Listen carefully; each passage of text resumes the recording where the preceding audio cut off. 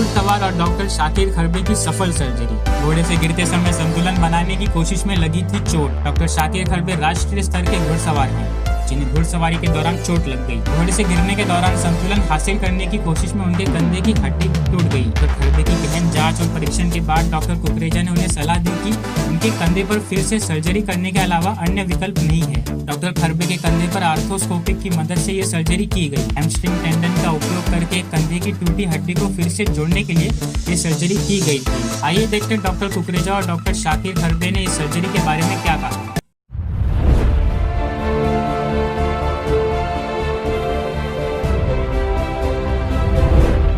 मेरा नाम डॉक्टर मोहित कुकरेजा है और मैं एक स्पोर्ट्स मेडिसिन स्पेशलिस्ट, एक शोल्डर, एल्बो और नी सर्जन हूँ। मेरी स्पेशलिटी में बहुत सारे शोल्डर के कॉम्प्लेक्स केसेस देखता हूँ, बट ये एक थोड़ा सा डिफरेंट केस था क्योंकि ये खुद जो हमारे पेशेंट है जो मेरे साथ बैठे हैं, डॉक्टर शाकिर खरबे बहुत ही एक सज्जन टाइप के इंसान है। डॉक्टर हैं खुद, इनकी काफ़ी अच्छी प्रैक्टिस है भिवंडी में और एक काफ़ी एविड हॉर्स राइडर हैं।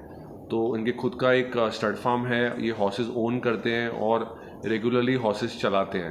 तो ये अनफॉर्चुनेटली ऐसा हुआ कि हॉर्स राइडिंग करते करते ये हॉर्स से गिर गए और जब हम हॉर्स से गिरते हैं आउटस्ट्रेच्ड हैंड पे तो हमारा सारा जो फोर्स होता है वो कंधे पे आता है और उसमें एक स्पेशल टाइप की इंजरी हो सकती है जिसको बोलते हैं एसी जॉइंट डिसलोकेशन।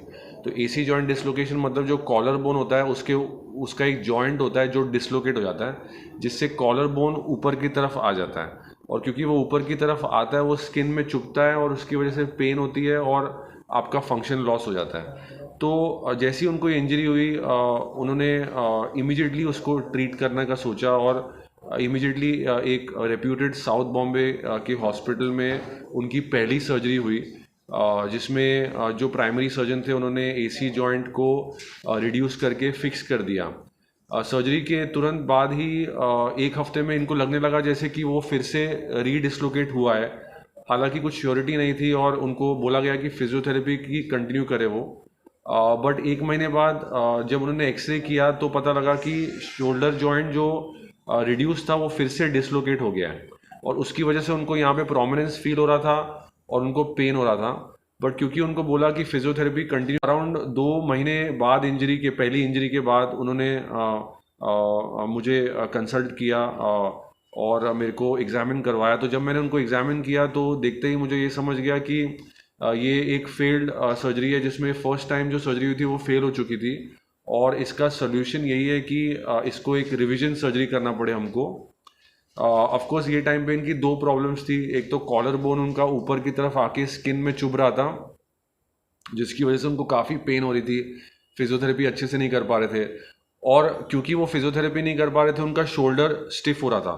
तो 2 प्रॉब्लम थी, एक तो जो फेल्ड सर्जरी थी जिसकी वजह से एसी जॉइंट डिसलोकेशन अभी भी था और दूसरा उनका सेकेंडरी फ्रोजन शोल्डर हो गया था उनके शोल्डर में। तो ऑफकोर्स हमने डिसाइड किया कि सर्जरी ही एक ऑप्शन है। ऑफकोर्स ये टाइम पे क्योंकि उनकी इंजरी को ऑलमोस्ट 2.5 मंथ्स हो गए थे जब तक हमने सर्जरी करने का डिसाइड किया। Only solution was to take a tendon, मतलब एक टेंडन या एक मसल टेंडन होता है जो लेग में होता है, जो काफ़ी बार हम ACL रिकन्स्ट्रक्शन के लिए यूज़ करते हैं नी में। वही टेंडन लेके उससे रिकन्स्ट्रक्ट करना पड़ेगा क्योंकि उसके बिना ये हीलिंग नहीं हो पाती। तो हमने डिसाइड किया ये सर्जरी करने का। मैंने आर्थ्रोस्कोपी के लिए असिस्टेड सर्जरी की, आर्थ्रोस्कोप या तो की होल सर्जरी की मदद से, जो हम कैमरा या लेज़र ऑपरेशन जिसको बोलते हैं, उसमें लेग से टेंडन लेके मैंने उसको यहाँ पे रिकन्स्ट्रक्ट किया, उसको बांध के वो कॉलर बोन को नीचे लेके आए और at the same time camera की से ही मैंने उनकी पूरी जो शोल्डर था उसकी जो कैप्सूल थी वो रिलीज़ की ताकि उनको जो स्टिफ शोल्डर की प्रॉब्लम है वो भी उससे रिकवर हो जाए। ऑफकोर्स क्योंकि ये 2 प्रॉब्लम्स एक साथ थी तो एक बहुत ही कस्टमाइज्ड और एक स्पेसिफिक रिहैबिलिटेशन प्रोटोकॉल हमने एक डिज़ाइन किया इनके लिए और मैंने उस हिसाब से इनको प्रोग्रेस करवाया उसमें। और आई थिंक इनकी भी पूरी मेहनत थी उस हिसाब से कि ये चाहते थे कि इनका शोल्डर रिकवर हो। तो कभी कभी पेशेंट की कॉम्प्लेसेंसी या एंथुजियाज्म की वजह से फिजियोथेरेपी काफ़ी बार काम नहीं कर पाती, बट जैसे जैसे मैंने इनको डायरेक्ट किया उन्होंने एग्जैक्टली वैसे ही प्रोग्रेस किया फिजियोथेरेपी में और आज अराउंड 4 मंथ्स 3.5-4 मंथ्स के बाद इनकी सारी शोल्डर मूवमेंट आ चुकी है। He is really happy with the surgery.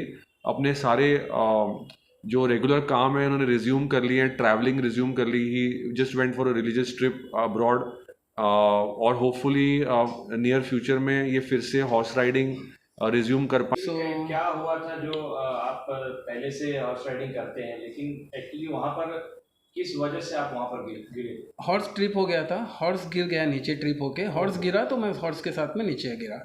सो वो टाइम पे मेरे राइट शोल्डर में इंजरी हुई और मैंने लोनावला में ही एक इमीडिएटली एक्सरे कराया इमीडिएटली आफ्टर फॉल। सो उसके अंदर मुझे पता चल गया कि मेरा जो एसी जॉइंट है ये डिसलोकेट हो गया है और एक्रोमियो क्लेविकुलर लिगामेंट्स जो है और ये रप्चर्ड थे, क्योंकि ऑन एक्सरे इजीली क्लियरली दिख रहा था कि क्लेविकल बोन अपनी पोजीशन से काफ़ी ऊपर शिफ्ट हो गया था।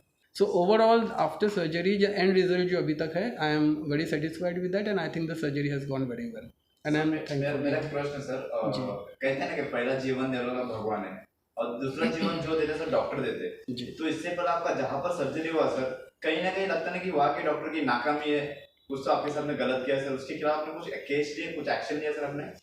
इससे पहले जहाँ पर आपका ऑपरेशन देखो, इससे पहले जहाँ मेरा ऑपरेशन हुआ ये साउथ मुंबई का एक काफ़ी रिप्यूटेड हॉस्पिटल है। जो डॉक्टर ने मेरी सर्जरी की वो भी एक काफ़ी रिप्यूटेड रिकन्स्ट्रक्शन सर्जर है जो मोस्टली शोल्डर के ही ऑपरेशंस करते हैं और हॉस्पिटल की में मुझे कोई भी इशू नहीं आया। हॉस्पिटल वाज वेरी गुड, वहाँ हॉस्पिटल फैसिलिटी से मुझे कोई भी इशू नहीं था। सेकंड थिंग, डॉक्टर ने भी जो मुझे सजेस्ट किया था वहाँ पे भी, जो फर्स्ट सर्जरी डॉक्टर ने मुझे सजेस्ट की थी उस सिचुएशन के हिसाब से वो फर्स्ट सर्जरी भी सही प्रोसीजर था जो उन्होंने मुझे सजेस्ट किया था। और एज अ डॉक्टर मैं जानता था कि वो जो सजेस्ट कर रहे हैं that is the best option he is giving me. So उन्होंने एक अच्छा आर्थ्रेक्स का इम्पोर्टेड इम्प्लांट मंगा के वहाँ पे उन्होंने इम्प्लांट फिक्स किया, डॉग बोन बटन करके बोलते हैं उसको, जो टाइट रोप से टाई होता है। कॉलर बोन काफ़ी ऊपर थी और अपनी जगह से काफ़ी डिस्प्लेस थी, तो पहले का इम्प्लांट था अंदर जो मैं पार्शियली निकाल पाया, पार्शियली मैंने निकाला नहीं एक छोटा सा बटन, क्योंकि वहाँ पे डिग करके मेरे को जो वेसल्स, वाइटल वेसल्स के अराउंड मेरे को और कोई इंजरी नहीं करनी थी, तो हमने एक छोटा सा इम्प्लांट अंदर छोड़ दिया, बाकी सारा निकाल दिया। और स्कार टिश्यू इतना ज़्यादा था और फिर ऑब्वियसली जो फ्रोजन शोल्डर पार्ट था वो एक काफ़ी कॉम्प्लिकेट कर देता है सिचुएशन को, क्योंकि शोल्डर में यही होता है कि अगर रिजल्ट अच्छा ना हो या पेशेंट को पेन हो तो वो शोल्डर मूव नहीं कर पाता, और क्योंकि वो मूव नहीं कर पाता उसको फ्रोजन शोल्डर हो जाता है। तो वो भी हमने उसी टाइम ट्रीट करना था, but at the same time हमको ये डर था कि फिर से फ्रोजन शोल्डर ना हो जाए, क्योंकि हम उसको इमोबिलाइज रखेंगे ताकि लिगामेंट हील हो। तो ये दोनों चीज़ों को बैलेंस करना बहुत ज़रूरी था और I think by God's grace हम कर पाए। हम कुछ कुछ चीज़ें प्लान करते हैं बट काफ़ी बार नहीं होता है, तो I think God willing we were able to do it. So thanks to the Almighty and thanks to the patient and of course, you know, thanks to destiny, we were able to achieve.